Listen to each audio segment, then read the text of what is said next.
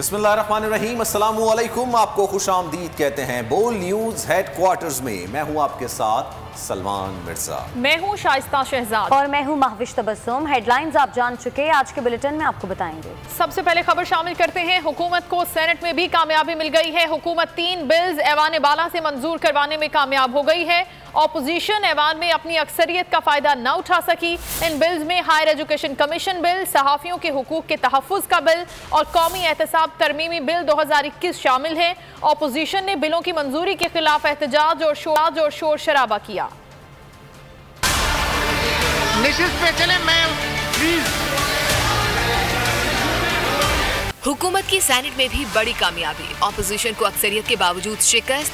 हुकूमत ने ऐवान बाला में 3 बिल्स मंजूर करा लिए। ऑपोजिशन नाकामी पर फट पड़ी, ऐवान में हंगामा किया। Thank you sir, thank you. House का माहौल खराब ना करें प्लीज। तशरीफ रखिए। सेनेट में वफाकी वजीर शेरी मजारी की जानिब से अली मोहम्मद खान ने सहाफियों के तहफ़्फ़ुज़ का बिल पेश किया।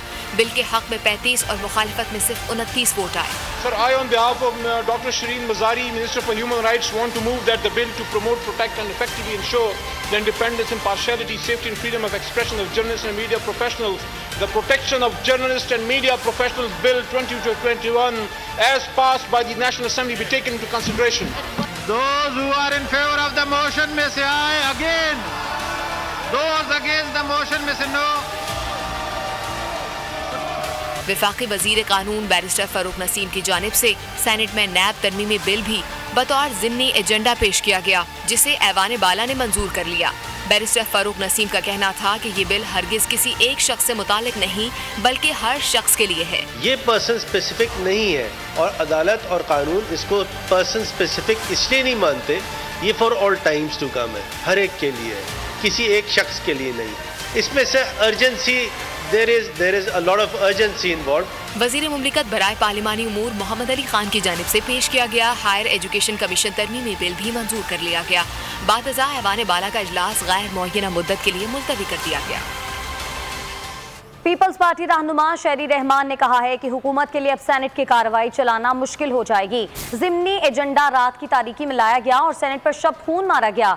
मीडिया से गुफ्तगू में उन्होंने कहा कि आज जो सेनेट में हुआ वो सोचे समझे मंसूबे के तहत हुआ। को वाज़े तौर पे बताया गया था आज बिल सारे कमेटी में जा रहे हैं। वाज़े तौर पर लीडर ऑफ अपोजिशन को बताया गया था कि बिल्स कमेटी में जा रहे हैं। जो यहाँ की हमेशा की पार्लिमानी रिवायत है कि कमेटी में चाहे एक दिन भी हो बिल वहाँ चले जाए और किसी न किसी मुशावरती अंदाज से स्टेक होल्डर और सबकी शराकतदारी से निकले। चलिए वहाँ भी मेजॉरिटी हो, फिर यहाँ के वोटिंग हो। लेकिन आज इन्होंने रात की तारीकी में 10:30 बजे सुना है, अब सुनने में आ रहा है कि सप्लीमेंट्री एजेंडा जमा करवाया है। पार्लियामान हाउस में मेंबर्स खुद उठ के जा चुके थे, हमारे एग्जिस्टिंग मेंबर्स नीचे जमात, उन्होंने एजेंडा देखा और नीचे जाने लगे थे और इन्होंने फिर सप्लीमेंट्री एजेंडा ला के वोटिंग कराई। तो ये मिली भगत सारी सोची समझा से ये मंसूबा है। इन्होंने सेनेट को नेशनल असेंबली की तरह बनाना है, तो हम भी देख लेंगे। आज के बाद हम देखते हैं यह हाउस कैसे चलता है। हम अपने एक एक मेंबर को बुलाएंगे और हम भी देखेंगे यह हाउस कैसे चलेगा। इस तरह बिजनेस नहीं चलेगी। सरबराह नून लीग शहबाज शरीफ का कहना है कि हुकूमत की जानिब से मंजूर कराए गए कवानीन को हर फोरम पर उठाया जाएगा। स्पीकर और चेयरमैन सेनेट के खिलाफ अदम एतमाद की तहरीक लाने पर भी मुशावरत कर रही हैं। नून लीग की मुशावरती इजलास से लंदन से नवाज शरीफ ने भी खिताब किया।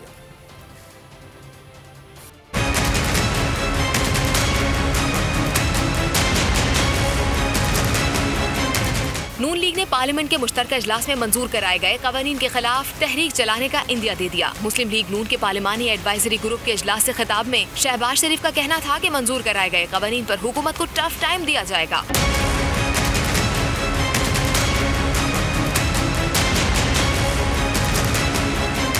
इजलास में स्पीकर और चेयरमैन सेनेट के खिलाफ अदम एतमाद की तहरीक लाने पर भी मुशावरत की गई। इजलास में पार्लियामेंट के अंदर अपोजिशन जमातों के मुश्तरका हिकमत अमली जारी रखने पर इत्तफाक हुआ। इजलास में PDM की एहतजाजी तहरीक पर भी तबादला ख्याल किया गया। इजलास में लंदन से नवाज शरीफ भी शरीक हुए। हुकूमत ने जिनसी ज्यादती के मुल्जिमान को जिनसी नाकारा बनाने का बिल लाने का फैसला वापस ले लिया। वजीर कानून फारूक नसीम का न्यूज ब्रीफिंग में कहना था कि केमिकल कैस्ट्रेशन की शिक इस्लामी नजरियाती काउंसिल की सिफारिश पर खत्म की गई। उनका कहना था कि ऑपोजिशन कानून साजी में संजीदा नहीं, वो कोई बिल मंजूर नहीं होने देना चाहती। पार्लियामेंट का मुश्तरका इजलास चैलेंज करने का शौक भी पूरा कर लिया जाए। मुश्तरका सेशन कबूल नहीं तो इसे 18वीं तरमीम से भी निकाल दें। उन्होंने कहा कि हुकूमत जदीद टेक्नोलॉजी से मर्दमशुमारी करवाएगी।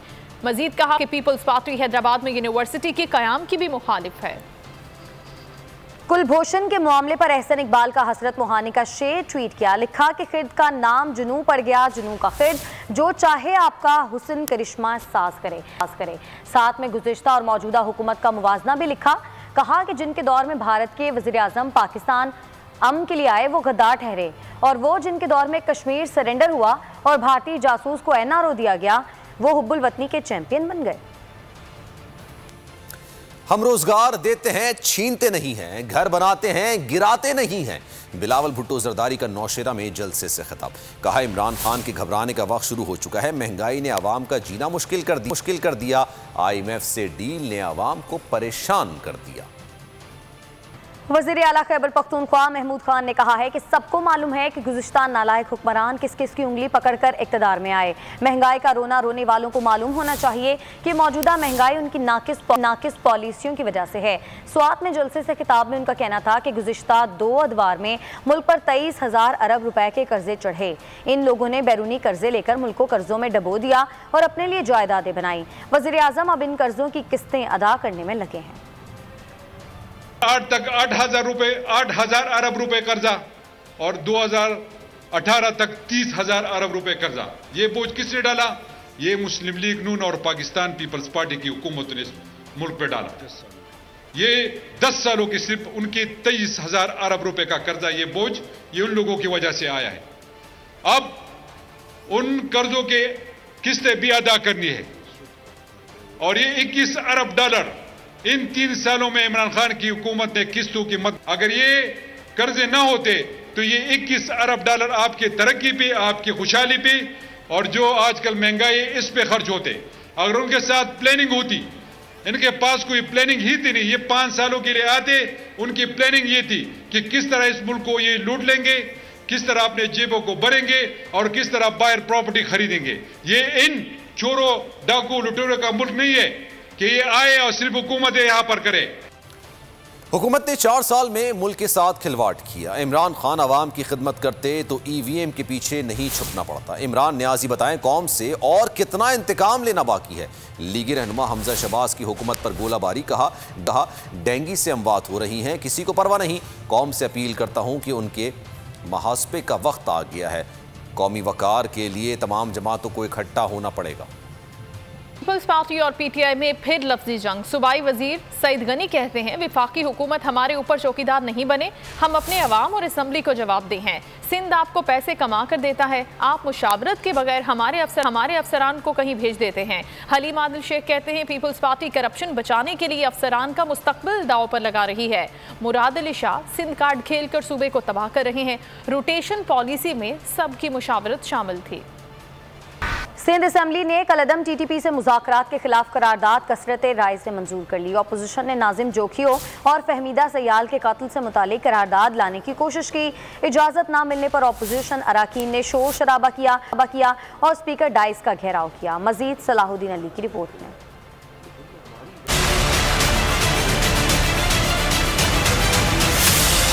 अपोजिशन का शोर शराबा और हंगामा आई। सिंध असम्बली फिर मछली मंडी बन गई। पाकिस्तान पीपल्स पार्टी के मेंबर्स जो हैं वो ये बात नहीं करना चाहते हैं कि नाजिम जोखियों का कत्ल हुआ, उस पर बात नहीं करना चाहते और कोई इसको काम है ही नहीं, बस अपनी एडवर्टाइजमेंट करनी है। पीपल्स पार्टी के रुकन सिंध असम्बली कासिम सिराज सोमरो ने कलअदम तहरीक तालिबान पाकिस्तान से वफाकी हुकूमत की जानिब से मुज़ाकरात के खिलाफ करारदाद ऐवान में पेश की, जिसको ऐवान ने कसरत राय से मंजूर कर लिया। To initiate talks with such a ruthless organization indicates federal government's unwillingness to crush them by means of force.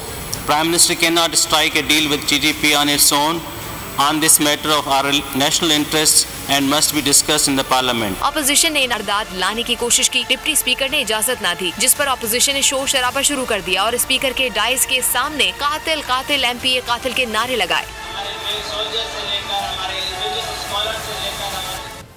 Balochistan university के लापता तलबा की बाज़गश्त सूबाई ऐवान तक पहुंच गई।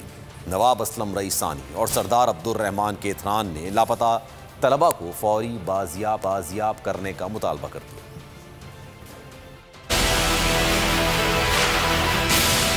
रिपोर्ट से मुतमईन नहीं, लापता तलबा को फौरी रिहा किया जाए। बलूचिस्तान असेंबली इजलास कायम मुकाम स्पीकर सरदार बाबर मूसा खेल की सदारत हुआ। पॉइंट ऑफ ऑर्डर पर नवाब असलम रईसानी ने अगवा के केसेस पर तशवीश का इजहार किया। सूबाई वजीर सरदार अब्दुल रहमान के इत्तरान ने यूनिवर्सिटी के वाइस चांसलर की रिपोर्ट को गैर तसल्ली बख्श करार दिया। उन्होंने कहा कि रियासत की जिम्मेदारी है कि लापता तलबा को बाजियाब किया जाए और अगर कोई इल्जाम है तो अदालतों में लाया जाए। इजलास में क्वेटा ट्रैफिक इंजीनियरिंग ब्यूरो, वाशिक में पासपोर्ट ऑफिस के कयाम से मुताल्लिक करारदादें भी मंजूर की गई। बलूचिस्तान असेंबली का इजलास 22 नवंबर तक मुलतवी कर दिया गया।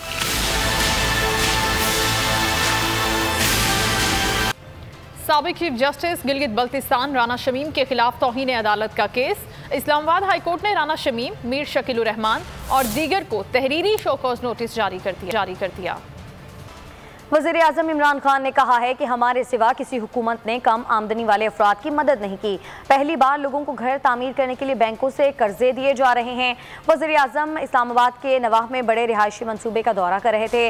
उन्होंने कहा कि प्रोजेक्ट में 4,500 अपार्टमेंट्स तैयार किए जा रहे हैं, जिनमें से 400 अपार्टमेंट कच्ची आबादी के मकीनों को दिए जाएंगे। उनका कहना था कि बैंकों को आवाम को कर्जे देने के लिए राजी करने में हुकूमत को 2 साल लगे। कोशिश है कि लोगों को घरों के लिए कर्जे पर शरह सूद उतनी ही हो जितना कि माहाना किराया होता है। पाकिस्तान मुस्लिम लीग नून के रहनुमा और साबिक वजीर खजाना मिफ्ताह इस्माइल ने शरह सूद में इजाफे को मुल्की सनत के लिए फांसी का एक और फंदा करार दे दिया। कहा, सूद के बढ़ने से सिर्फ सनती पैदावार में कमी होगी और हुकूमत के अखराजात बढ़ेंगे। 1.5% सूद बढ़ाने से महंगाई कम नहीं होगी। निजी शोबे को मजीद मुश्किलात और सुस्त रवि का सामना करना पड़ेगा। साबिक वजीर खजाना ने मजीद क्या कहा, आइए सुनते हैं।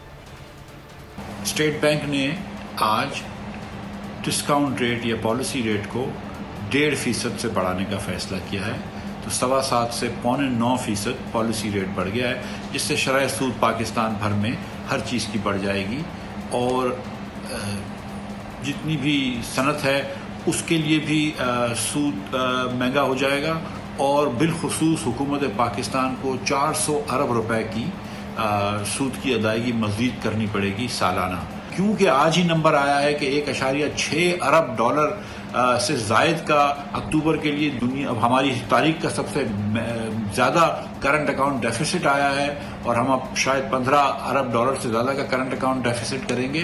तो इस सिनेरियो के अंदर जब आप 75 बिलियन डॉलर्स की इंपोर्ट देख रहे हों, ये मुमकिन नहीं है मेरे ख्याल से कि रुपए की गिरती हुई कदर को ये रोक सकें। तो मेरा नहीं ख्याल है कि ये जो आज का कदम था स्टेट बैंक का, इतना इंटरेस्ट रेट बढ़ाना, इसके कोई बहुत ज़्यादा मुस्बत नतीजे जाएंगे। मेरे ख्याल से सनत के लिए और मजीद मुश्किल पैदा हो जाएगी, जिसको आप ऑलरेडी गैस नहीं दे रहे, और हुकूमत का खर्चा अखराजात बढ़ जाएंगे।